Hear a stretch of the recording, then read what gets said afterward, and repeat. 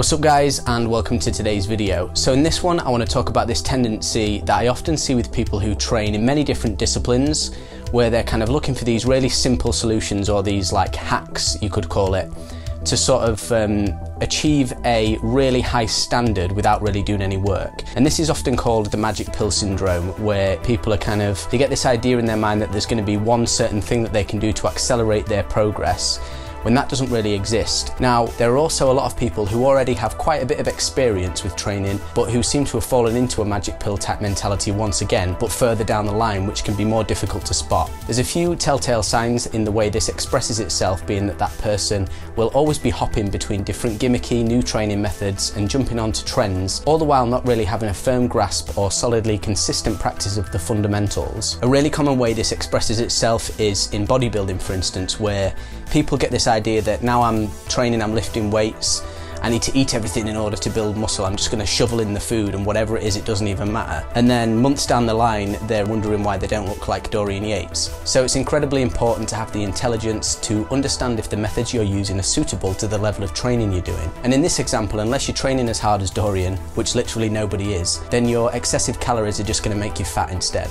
So a common thing that I observe is when people message me about certain things to do with training, for instance, and ask me maybe how I do something, how I work out or whatever, and I will go through explaining point by point what I'm doing exactly, and then their response is just kind of like, oh, okay.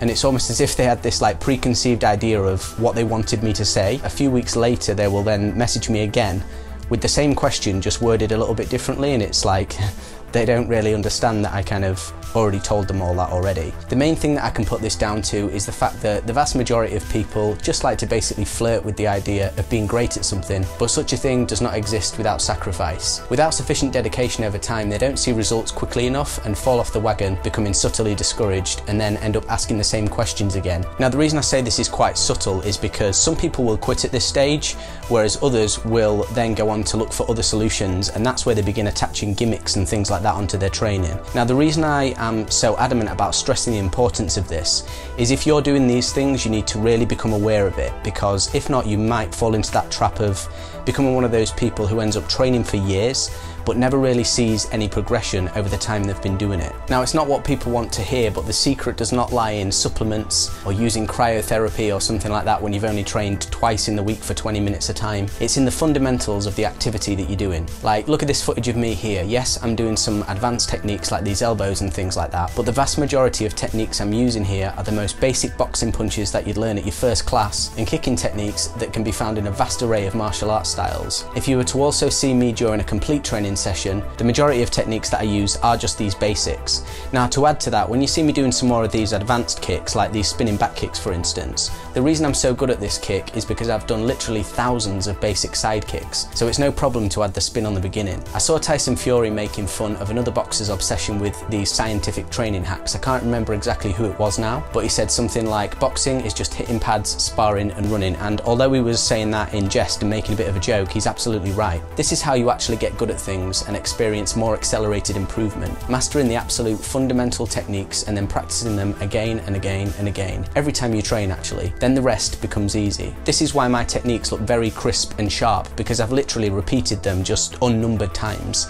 And then what I've done on top of that is carefully selected other training methods and conditioning elements that are going to kind of bring a little bit more out of those fundamental techniques. This is why weight training won't improve your power, for instance, if your technique is garbage to begin with. Oh, I could barely lift my right arm because I did so many. You're not going to be able to climb a mountain before you've first tackled your local climbing wall. When I say it like this, it's easy to understand, but this is actually how many people are approaching training. If you watch my last video about testosterone, for instance, you'll also see this expressed there as well. I just do a series of simple but fundamental practices that all work together towards the desired result. This can also be expressed in unnumbered examples. Another one could be nutrition, for instance. There's a new diet out every single week, and research suggests that roughly 80% of people who shed a significant portion of their body fat will not maintain that degree of weight loss for more than 12 months. So people get excited by these new fads, and I personally believe this speaks to a couple of interesting points. One being the fact that people have a kind of necessity to be managed in a way by some kind of authority figure and told what to do. In this case, it being the proponent of that diet, or more likely the person selling it,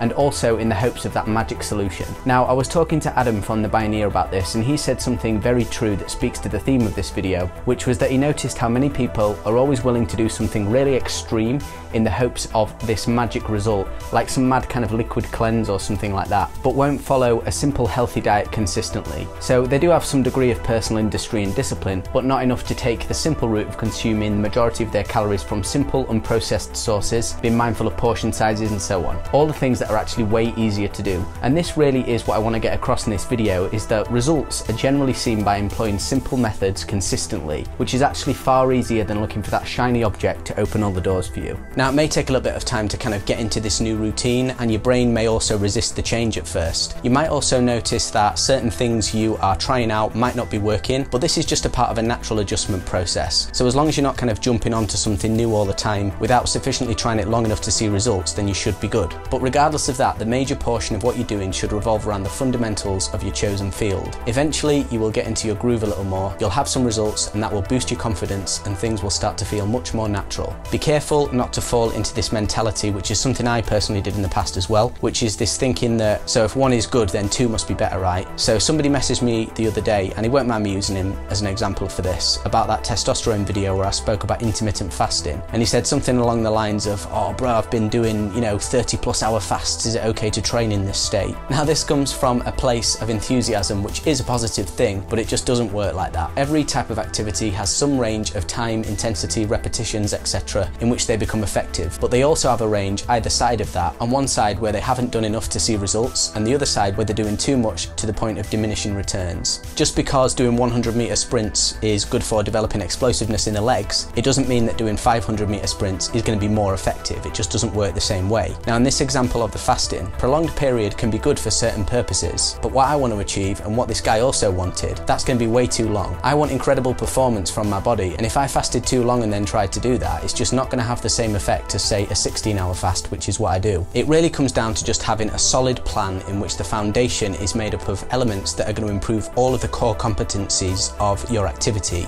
be it taekwondo, karate, boxing, whatever. Take the time to research your activity and formulate a game plan going forward that hits all the points for that, and you should only use very few methods of achieving that end. So going back to Fury's statement about boxing, although it was an oversimplification that was meant in humour, the essence of what he's saying is right, because all of those three things he listed are hitting all the points that are fundamental to boxing. Remember, he said pads, running and sparring. Hitting pads improves technique, accuracy, footwork, defence, etc. Running develops endurance, and sparring develops the necessary awareness to apply all those skills against a live opponent, trains the fighter to deal with the adrenaline of competition, and so on. Where many people go wrong here is they're using loads of different methods that basically work upon the same fundamental, while one would have done basically. And on top of that, they're also neglecting other areas, so they end up having big holes in their game. So be careful what you let into your mind. Many articles you may read online are geared towards selling products on the back end. I speak about all of these things with confidence because I do them and I know they work through experience. I don't just read studies online and then tell you something that I've read without actually trying it out. So I hope this helps, guys, and if you have any questions or anything like that, just leave them in the comments below. Thanks.